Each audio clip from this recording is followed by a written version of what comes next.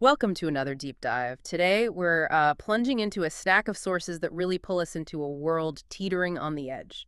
Yeah, it's fascinating stuff. We've got this empire, right?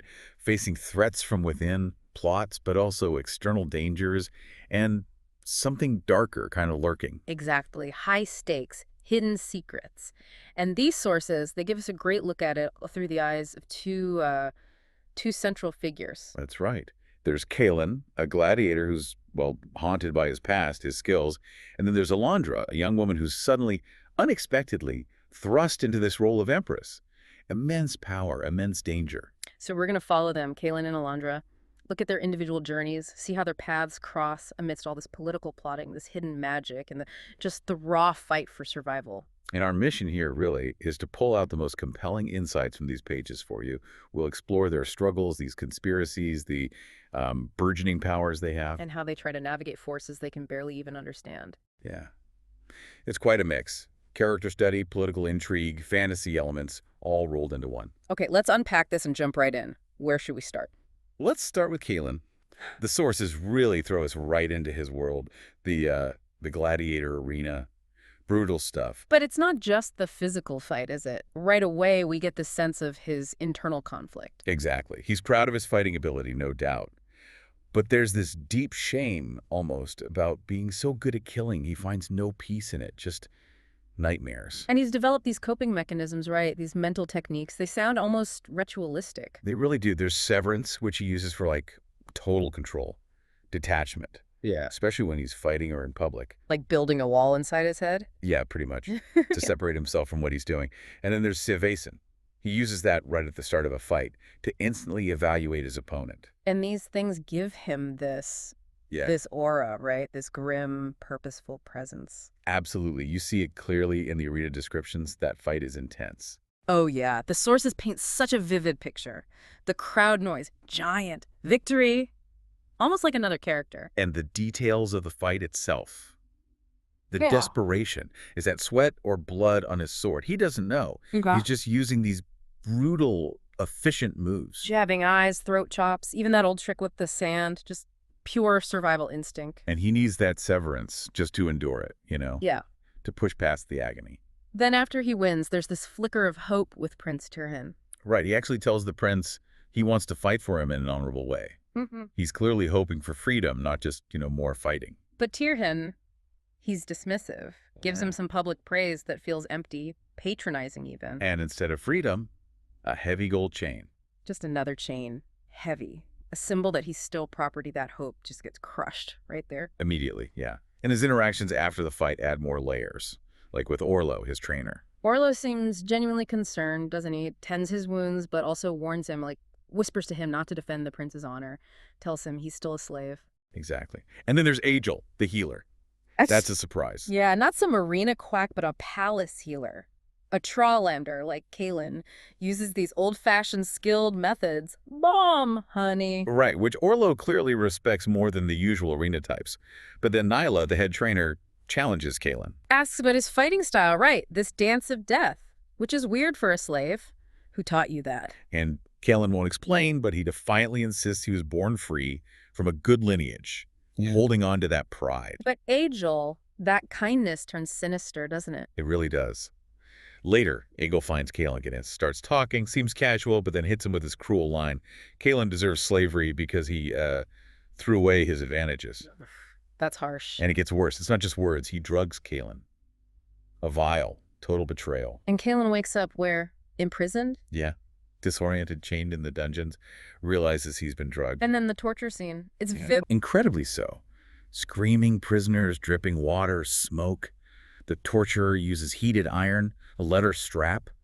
There's a specific agonizing pattern to the blows. And Caelan tries to use severance again? He tries, but the pain is just too much. It overwhelms even that technique.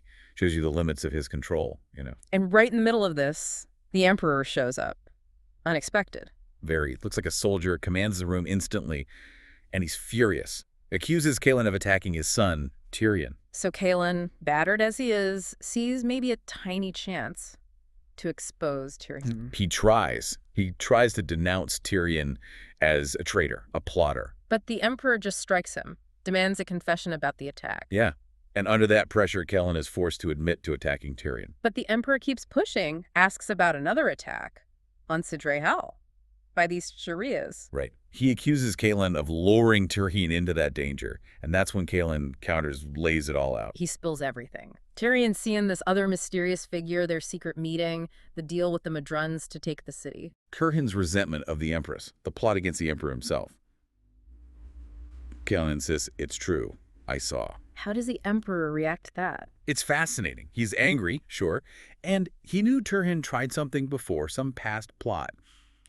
But he seems unable, or maybe unwilling, to believe the full extent of this current betrayal. Like he's been fed false information about the Madruns, maybe? The sources hint at that, yeah. False reports. Caelan realizes later how widespread they were. The Emperor seems kind of blindsided, despite warnings. And he's still hung up on Caelan's fighting style, the dance of death. Still fixated on it. Points out Tyrion wasn't taught it. Demands to know how a slave learned it. And Caelan still won't say. Nope. Refuses to explain his abilities or origins, just says he fought without magic or valor, which just adds to the mystery around him, right? So, unbelievably, the Emperor lets him go. Well, lets him out of the chains. Out of the chains, yes. But not freedom. He's dumped into the guardsman's life. Brutal work, scrubbing floors, constant mockery from guys like Zoma. Still mistreated. Just different chains, sort of. But that moment when the slave chain actually comes off, that feels significant. Hugely symbolic. Yeah. A smith removes it. It's painful. But Caelan stands perfectly still.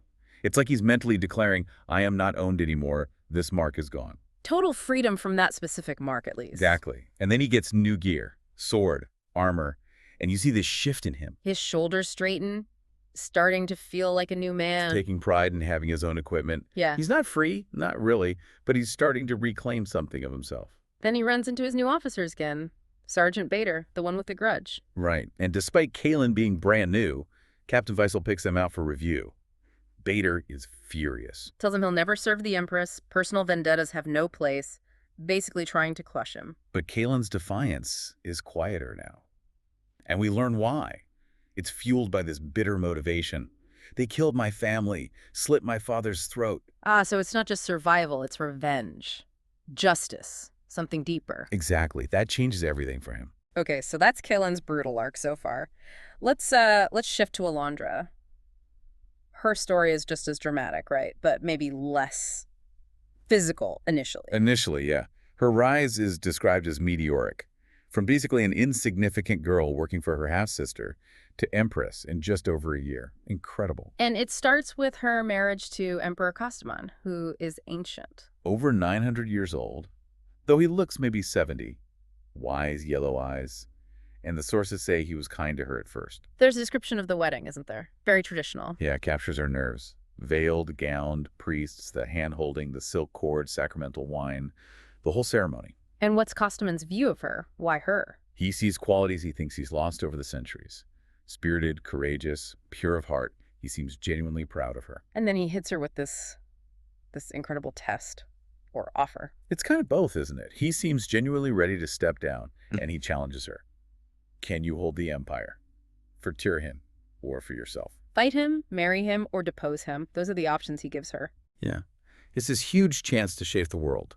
All he asks for is peace in his final days. How does she react internally, I mean? Well, initially, she thinks her role is just to manage a stable transition to Tyrion.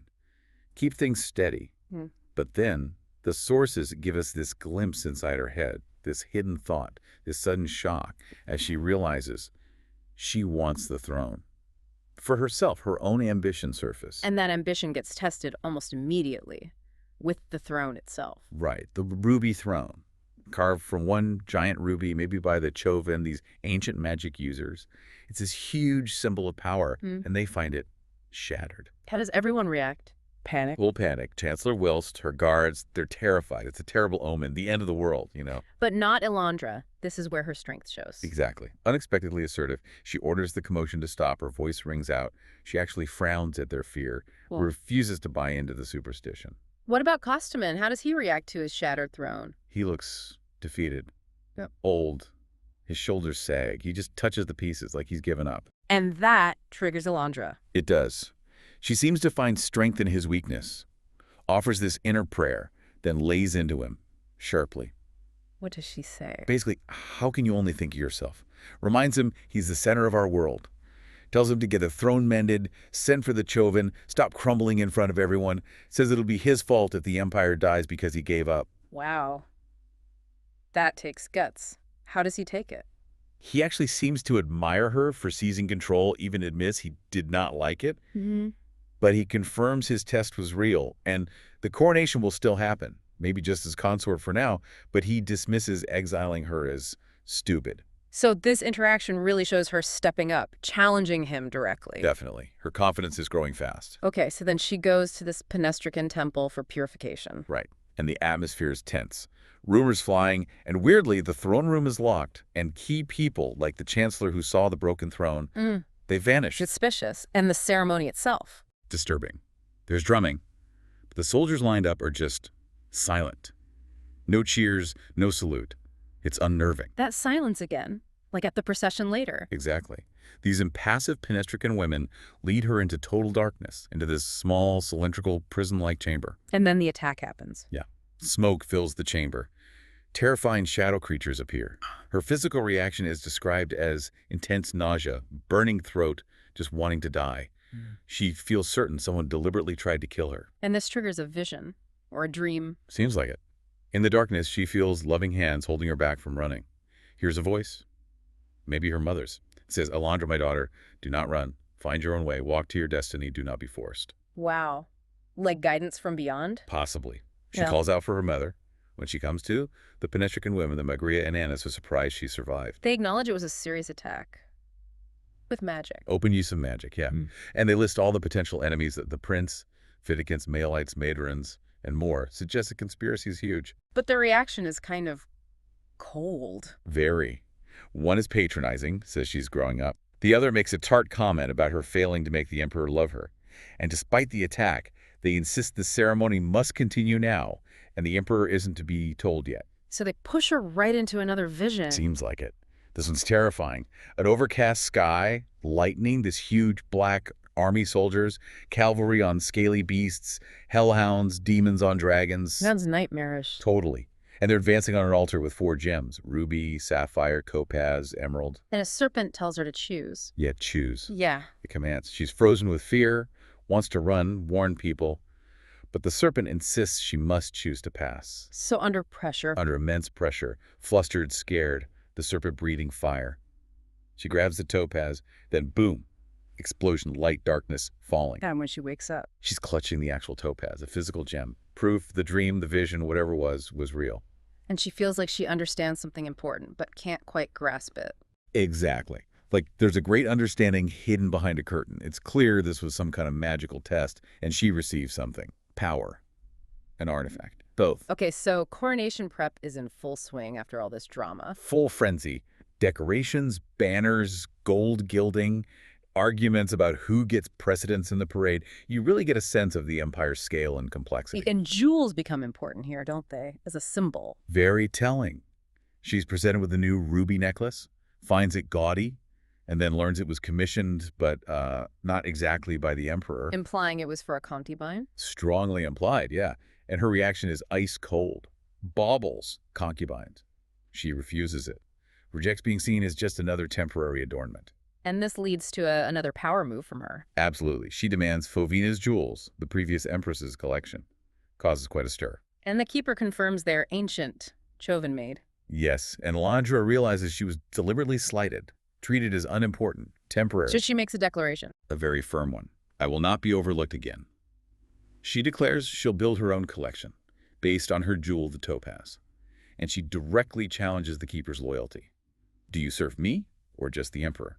Establishing her authority. She's really claiming her power now, step by step. Actively shaping her role. Distinguishing herself. Then the coronation procession itself, born in a litter. And again, that silence. Yeah, she peers out, sees the soldiers lining the route. Silent. No cheers, no salute. It's really alarming. Lack of support, maybe, or something more sinister. And she has to choose a personal protector. Right. On the parade ground, candidates are presented. Randermalk, Tybrantel, and Caelan Inon, noted as giant. Costamon is impatient, but she has advisors. Helmet gives practical advice. Trust instincts. Look for good sense. And Sien, there he is again, offers to use a truth light. But Elandra wants to talk to them herself, one by one. Insists on it. Uh. Says she needs trust, not just fighting skill. Mm. Showing good judgment, understanding the intrigue around her. And she has that brief encounter with Caelan. Silent. Yeah. She recognizes those predator's eyes she saw before in the healer's room. Her pulse quickens. She's reminded of her dream lover from the vision, unsettlingly. But her judgment is clear. Too dangerous. So she chooses Randermelk instead. Yes, which surprises people. Ty Brintel shows contempt. But Caelan, he just gives this subtle nod. Respect? Acceptance? Hard to say. But she still wants the truth light used first. Absolutely. Reinforces she's not just going on surface appearances. She wants real assurance. Okay, so paths are about to converge dramatically now, right? Bring Caelan back in. Exactly. After the coronation banquet, the sources describe Elandra being attacked right in her chambers by shadows. A magical assault, likely Sien. Seems very likely, yeah. But she escapes, uses this Mahiran golden cloak. The shadows flee from it, and she brandishes the topaz, declaring, "I am not your prey." She's fighting back, discovering her tools. Definitely. But she finds her guards are dead or unconscious, hears fighting, sees these barbaric men, the Madruns, storming the palace, flames near the throne room. It's chaos. And in the middle of this nightmare, she finds Caelan. Yes. Now, in guardsman armor, his presence is this huge relief. A familiar face. He recognizes her instantly. And he knows they need to get her out to safety. Urgently.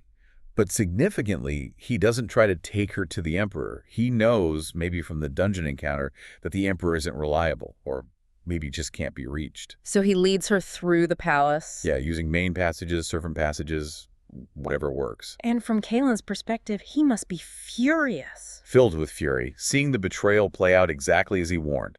The false reports, the Emperor's inaction, it confirms everything. And he makes this internal vow. He won't let the Emperor abandon her. Their escape isn't easy, though. They run into Madruns. Oh, yeah. And Caelan's combat skills are unleashed again. Blocking, killing, brutal efficiency. But they quickly realize the stables are lost. No escape that way. So Caelan suggests the temples, hoping superstition keeps the Madruns out. That's the hope. Plus, he knows there are underground chambers there, specifically under the Temple of Gald. A place to hide. So they make a run for it. Across open ground. Under the moonlight, yeah. Reach the temple, get behind the altar. But Caelan senses the shadows haven't given up. They're still following. And this is where Elandra's power really flares up. Big time. She holds the topaz and it emits this golden glow. Caelan is stunned, sees undeniable proof she has powers, and she uses the light like a shield, a key.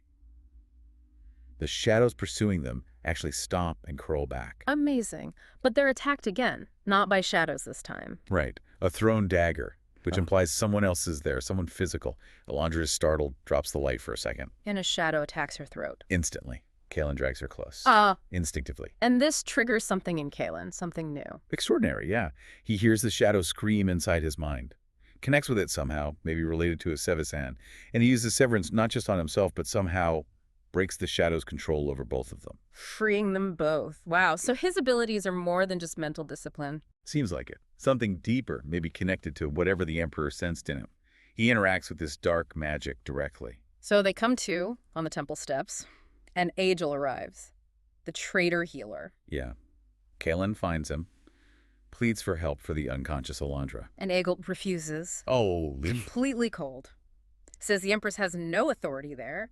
And then Sien appears. Emerging from a doorway that wasn't there before, luminous eyes. Exactly. Wearing a traveling cloak, not priest robes. His voice sounds deeper, more powerful, clearly in charge. He gives Aegil instructions, implying their plot is still ongoing. So Caelan has no choice but to carry Elandra himself, down into the temple's underground. Right, descends steps, smells butchered animals, but senses something much darker, too. Feels like retreating, but pushes on. And Sien reveals a hidden passage, with magic. Pulls open a carved door where nothing was visible, leads into this narrow, dim passage. Yeah. And he's chillingly calm, starts questioning Caelan about his powers. Caelan refuses to answer. Defiantly refuses. So Sien delivers the ultimatum. No answers. I have no help for Her Majesty. Which makes Caelan snap. Understandably. He attacks Sien, pins him, demands he help Elandra, accuses him of serving unholy shadows, betraying his duty. How does Sien react to being physically attacked? He retaliates with power, grips Caelan, forces that Sevasan connection, claims, I have a piece of you now. Says Caelan has to come to him freely later to get it back. A magical hook. And he taunts Caelan about a shadow god. Yeah, it says this god wants Caelan, that Caelan is marked, can't escape. Caelan throws back accusations of darkness, blasphemy, betraying the Emperor, bringing destruction. And then Sien drops the mask, reveals his real motive. Chillingly, yeah. Hmm. Mocks the idea he ever wanted Tirhine on the throne, Hmm. and it clicks for Caelan. This is the guy, the puppet master, Mhm. manipulated Tirhine, abandoned him, advised the Emperor while plotting against him. Sien serves only himself, or his dark master. And Sien's final move is psychological torture. Deeply cruel. He offers Caelan a chance to go back in time, to change things, specifically to save Leah, Leah, the child Caelan abandoned, who died. the one who died in the snowy forest. Sien uses her name, describes her death, twisting Caelan's guilt, says he abandoned the only person you loved, just weaponizing his deepest pain. And Caelan sees her, a vision. Yeah, shivering, starving, calling for him in the snow. The anguish is immense, tears. Hmm. He runs toward her, but the vision vanishes. Pure torment. Sien keeps pushing. And what good are apologies? Offers him a choice, a horrific choice. Save Leah, go back in time with Sien, walk around time. Or save the Empress now by striking Sien down, which would break the spell in the doorway Sien created. Save the past or save the present.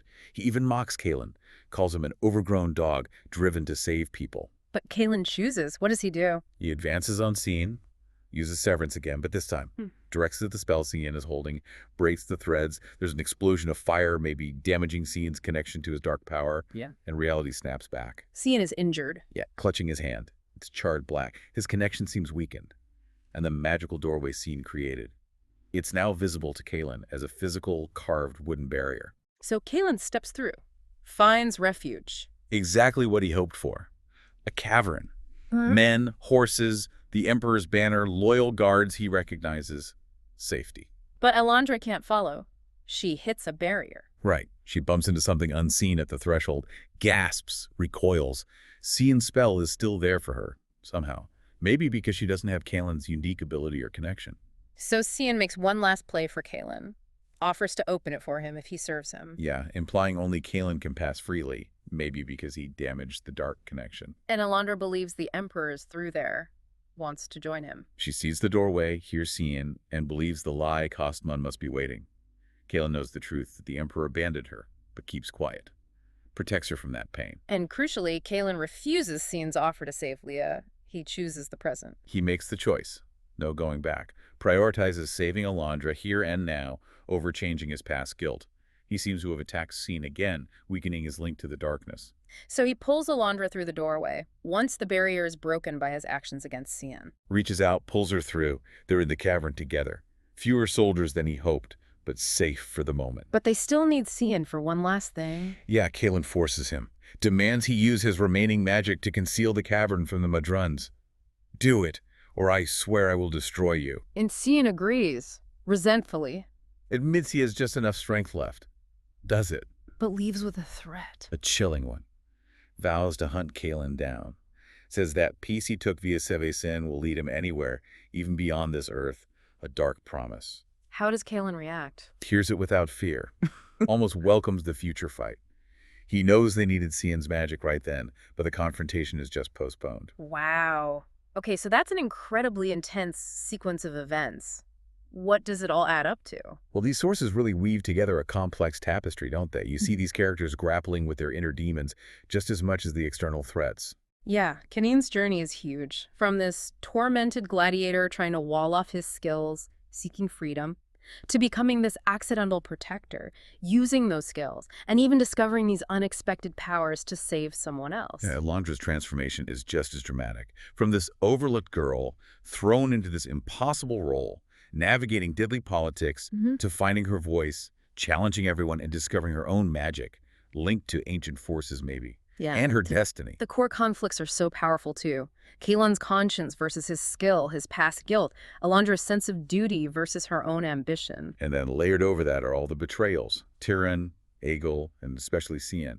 His reveal just shows how deep the darkness runs. manipulating everything. And it all happens against this backdrop of total upheaval, right? Yeah. The Madron invasion, the fight for the throne, plus this supernatural battle against shadows and whatever Sien serves. Yeah, but out of that chaos, you get these unlikely alliances like Caelan and Elandra, and these unexpected strengths emerge for power with the Topaz, his strange connection to the shadows. It definitely leaves you thinking, like, in a world this treacherous, where even emperors are misled and magic is real and deadly, how do you even figure out who to trust? Everyone seems to have secrets. That's a great question. Or maybe, in a world where people seem slotted into roles, where powers just suddenly appear, how much do our choices actually matter?